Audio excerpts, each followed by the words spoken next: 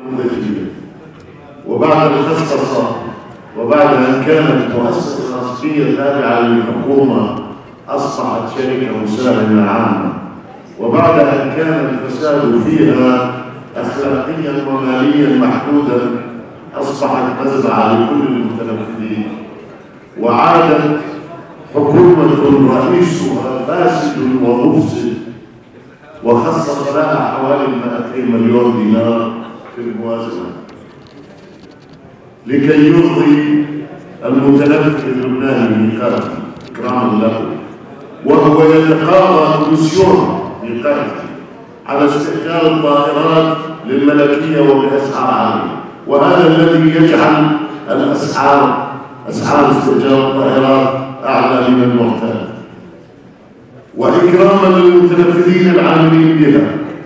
وللأسف وافق مجلس النواب على هذا التخصيص بالموازنة.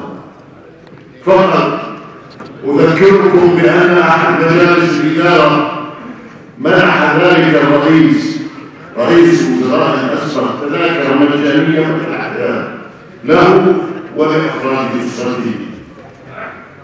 وأضيف أحد المدراء التنفيذيين لم يحضر إلى اللجنة، خاف أن تسأله اللجنة عن الكتاب الذي أرسله رئيس الوزراء الموحى إليه ليسمح لزوجة الرئيس بإخراج 5 ملايين دولار نقدا بحقيبة على متن إحدى الطائرات برحلة معينة.